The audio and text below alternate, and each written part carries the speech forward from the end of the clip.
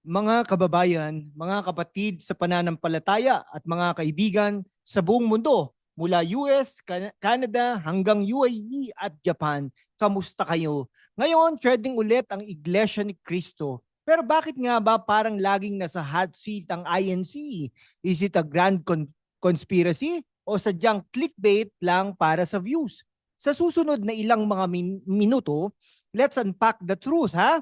Na may halong humor, kwento at malalim na pagsusuri, ha, para ipagtanggol ang INC. Yan po, ha, ipagtanggol at iwasan ang fake news. Pero bago natin simulan, i-hit niyo na ang like button, subscribe at i-ring ang bell para updated kayo. Kung nasa abroad ka, shout out sa mga OFW sa Saudi, Australia at Hong Kong. Support us with super thanks please para may pagpatuloy natin ang ganitong content. Let's dive in.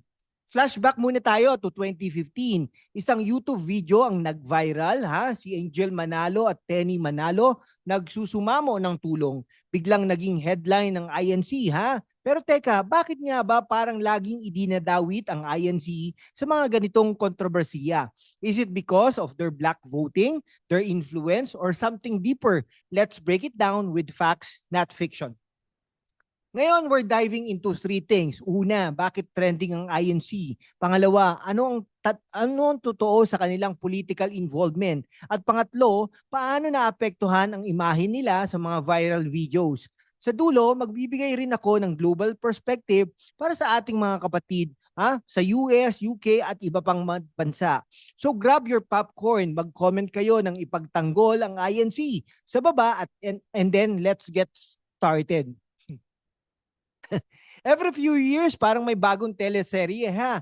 INC Kontrobersiya Part 100. Pero seryoso, bakit nga ba laging nasa spotlight ang INC? Let's look at the facts. Noong January 2025, 1.8 million, no, INC members gathered sa Quirino Grandstand para sa National Rally for Peace. Ang sabi ng critics, it's to block VP Sara Duterte's impeachment. Pero teka, is that the whole story? Imagine this, you're an OFW in Dubai, scrolling X, then boom, INC rally ang headline. Ang tanong, is this political or is this about faith? The INC says it's about peace, not politics. Pero bakit parang laging may political angle? Let's go back to 2015. Ang viral video ni na Angel at Tenny Manalo. They claimed their lives were in danger, sparkling allegations of corruption and abductions. No? Pero here's the twist. The INC leadership denied it, saying it was an internal issue blown out of proportion. Sa isang banda, critics argue na masyadong malakas ang impluensya ng INC, lalo na sa black voting. Pero sa kabilang banda, isn't it their right as a religious group to rally for peace? The INC's doctrine emphasizes unity. So natural lang na magkaisa sila sa mga ganitong events, di ba? Ang problema, kapag trending, parang lahat ng galaw nila pinapakialaman. So is it fair to single them out? Kung ikaw ang nasa rally, anong placard ang gagawin mo? I-comment below and don't forget to share this video sa mga kaibigan mo sa Canada at Australia. Okay, let's talk about the elephant in the room. Black voting. Ang INC with 2.8 million members sa Philippines is a political powerhouse. Noong 2025 senatorial elections, 7 out of 8 na in-endorse ng INC ang nanalo. Pero teka, does that mean they're buying elections or are they just organized? Let's break it down. Ayon sa social weather stations, 77.2% ng INC voters supported Duterte noong 2016. Pero si Mahar Mangahas, no, SWS chair says it's not the sole deciding factor. Ang INC picks candidates based on polls, not just moral standards.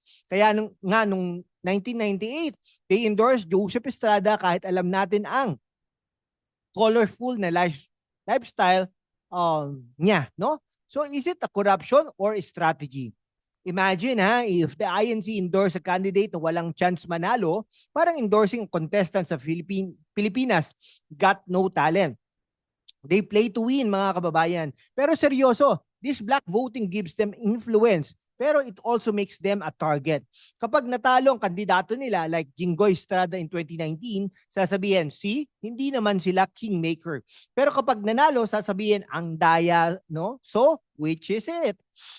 Sa mga OFW sa US at UK, compare this to religious groups like evangelicals in the US. They also vote as a black sometimes, di ba? But nobody calls it a scandal. So why is INC's unity seen as controversial? Food for thought, mga kapatid. O anong masasabi mo sa black voting? Is it power or pressure? Drop your thoughts below at i-share sa mga kaibigan mo sa Japan at South Korea. Okay, let's talk about viral videos, ha? Noong 2015, that YouTube clip ni na Angel at Tenny. It was like a teleserye cliffhanger. They claim abductions and corruption. Pero the INC said it was just family drama. Fast forward to 2025, viral ulit ang INC dahil sa rally. Pero bakit parang laging negative ang framing? Ang media loves a good story, ha? A religious group with millions of followers, perfect clickbait. Pero here's the thing, the 2015 controversy wasn't just about family. Allegations of abductions and corruption, no, like the case of Lowell Menorca, who fled to Canada, made headlines. Pero the INC denied involvement, and some claims like Menorca's were questioned for lack of evidence. So are these videos exposing truth or just fueling drama? Parang reality show, di ba? Keeping up with the Manalos. Pero seryoso, these viral moments hurt the INC's image, lalo na sa mga kabataan. Kaya nga, importante na i-verify natin ang sources, mga kapatid. Hindi lang ng trending ay totoo. Have you seen a viral INC video? Ano ang naisip mo? Comment below. And if you are in Italy or Germany, send us a super thanks to keep this content going. Ang INC ay laging inaakusahan ng political meddling. Pero let's be real, every group, religious or not, has a stake in politics. The INC supported Marcos Jr. in 2022, Duterte in 2016, and Aquino in 2010. Pero bakit parang sila lang ang laging pinupunteriya? Sa isang side, critics say the INC's endorsements sway elections unfairly. Pero sa kabilang side, it's their constitutional right to support candidates, plus their charity work, like the Lingap sa Mamamayan, which set Guinness records. Shows they are just about politics. So why the double standard? Is it because they're too organized or because they are not Catholics? Sa mga kapatid sa Norway, Sweden at Netherlands, compare this to how churches influence politics in your countries. Sa US, ang Catholic Church endorsed Biden in 2020 indirectly. Pero bakit kapag INC, parang crime? Let's think critically, mga kababayan. Is the INC's political involvement a strength or a weakness? Share your thoughts at isend ito sa mga kaibigan mo sa France at Poland. Ngayon, let's set the record straight. The INC isn't just about controversies. Since 1914, they have built hospitals, schools, and the Philippine Arena, a Guinness record holder. They have been expanded to over 100 countries, from Canada to South Korea. So bakit laging negatibo ang focus? Picture this, isang OFW sa Saudi attending an INC service after a long day. That sense of community, that's what the INC stands for. Pero kapag may rally or endorsement, biglang controversial na, Isn't it time we celebrate their contributions instead of nitpicking? Parang sinasabi ng media, INC, pwede bang mag-charity ka na lang at wag makialam sa politika? Pero in reality, their unity is their strength. And that's what scares people. Ano ang pinakagusto mo sa INC? Share your story below at itag ang mga kaibigan mo sa UAE at Switzerland. So mga kababayan, what's the real story? The INC is a global church with a mission, faith, unity, and service. Pero dahil sa kanilang influence, laging may spotlight sa kanila. The 2015 controversy, it was a storm they weathered. The 2025 rally, a call for peace, not division. So let's stop the hate and start understanding.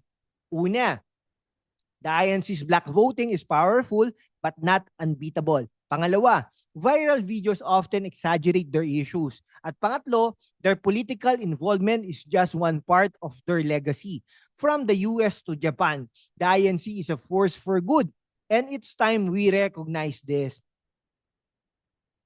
Kung nagustuhan mo ang video na ito, hit ang like button, no? Subscribe at i-share sa mga kaibigan mo sa Australia, Canada at Hong Kong. Mag-comment na ipagtanggol ang INC sa baba. At kung kaya mo, send us a super thanks naman please to keep this channel alive. Sa mga OFW, no, sa Saudi, UAE at UK, salamat sa suporta. Let's keep the conversation going. Hanggang sa susunod mga kapatid. Maraming salamat. God bless us all.